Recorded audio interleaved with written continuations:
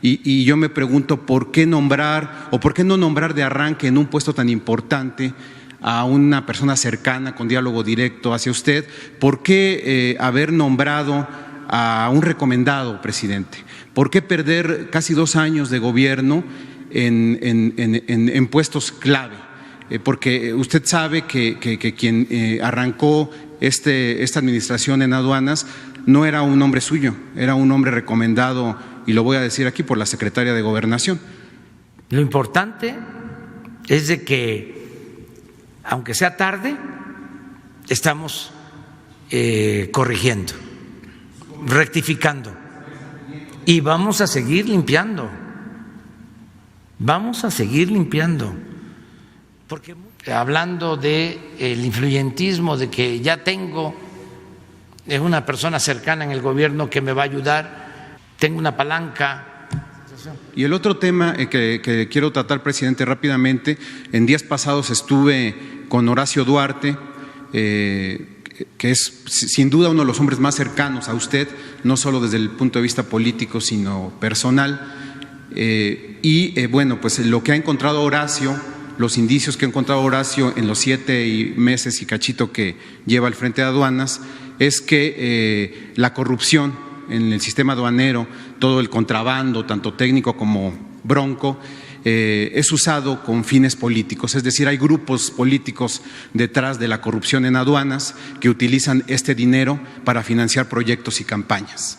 Mi pregunta va en este sentido.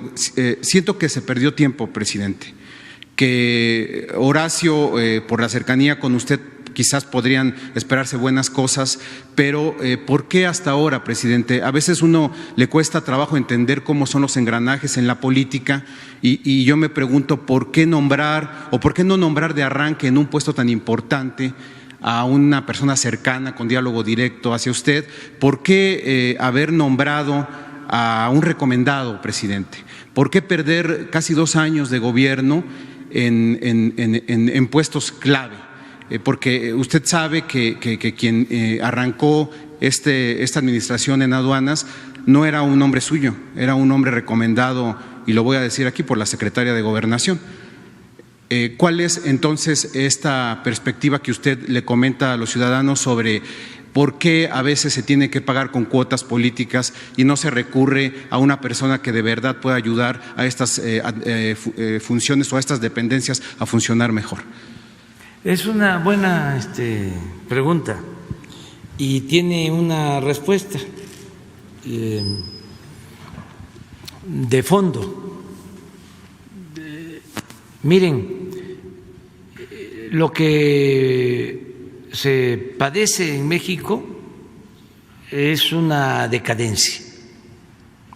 La crisis en México tiene que ver con todos los campos de la vida pública. No solo es una crisis económica o de bienestar, es una crisis política, es una crisis por pérdida de valores. Entonces, fue un proceso de degradación progresivo. Yo lo atribuyo al predominio del modelo neoliberal, al poner por delante el individualismo, el afán de lucro, el hacer a un lado la vocación de servicio. Entonces, ¿qué produjo esta decadencia? También la falta de servidores públicos, no solo preparados, sino fundamentalmente honestos. Entonces se fue arraigando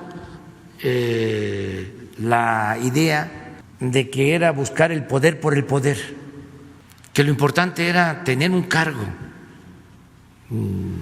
y gozar de la parafernalia del poder y de las mieles del poder, el dinero, del influyentismo, la política vista de esa manera, aplicada de esa forma.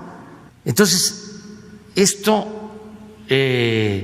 eclipsó esta mancha negra avanzó y permeó en universidades, en la formación de profesionales, ¿sí? De ciudadanos.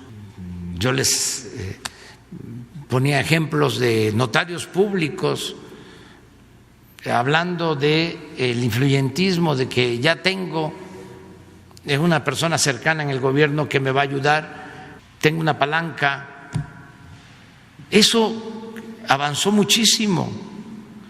Hablaba yo de un personaje del más alto nivel encargado de la organización de las elecciones, con nivel de doctorado en Derecho, que lograban,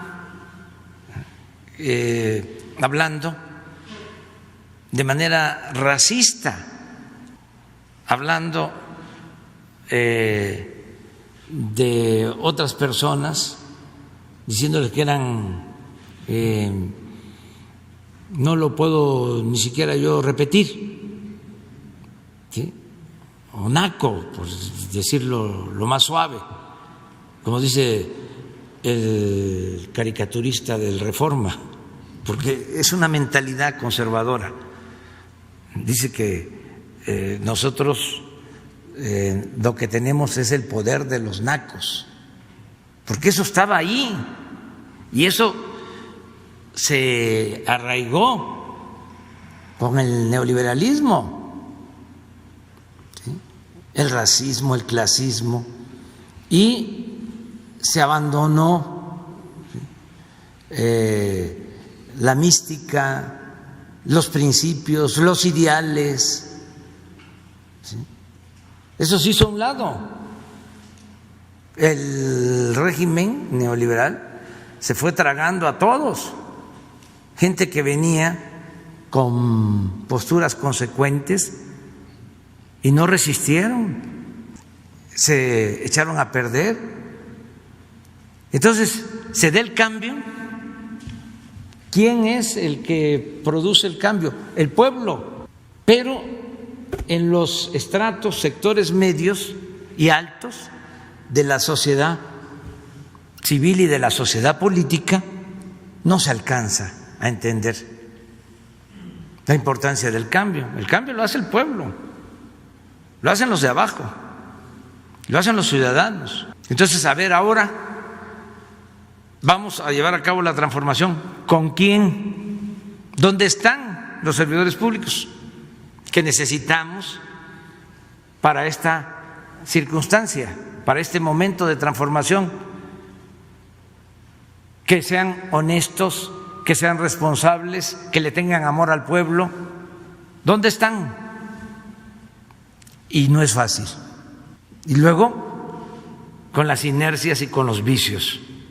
Entonces, por eso hablo de que nos dejaron un elefante echado, reumático, que lo estamos parando y está empezando a caminar. Tú me dices, ¿por qué no a Horacio desde el principio? Bueno, porque no pensábamos que íbamos a necesitar a Horacio desde el principio. Lo importante es de que, aunque sea tarde, estamos corrigiendo, rectificando, y vamos a seguir limpiando. Vamos a seguir limpiando. Entonces, pero ¿desde cuándo pues se ambicionan esos cargos? Por eso tenemos que seguir avanzando hasta acabar con la peste de la corrupción, y que vayan entendiendo de que son otros tiempos y que además es mal visto ya. Hemos avanzado, que es muy mal visto el corrupto. No quiero usar la expresión porque luego se malinterpreta, pero está estigmatizado ya el corrupto. Ya no es como antes de que se le aplaudía, de que se le celebraba. Ya me tengo que ir, miren, segunda llamada. Me voy, si no, no llego al aeropuerto. Nos vemos el lunes.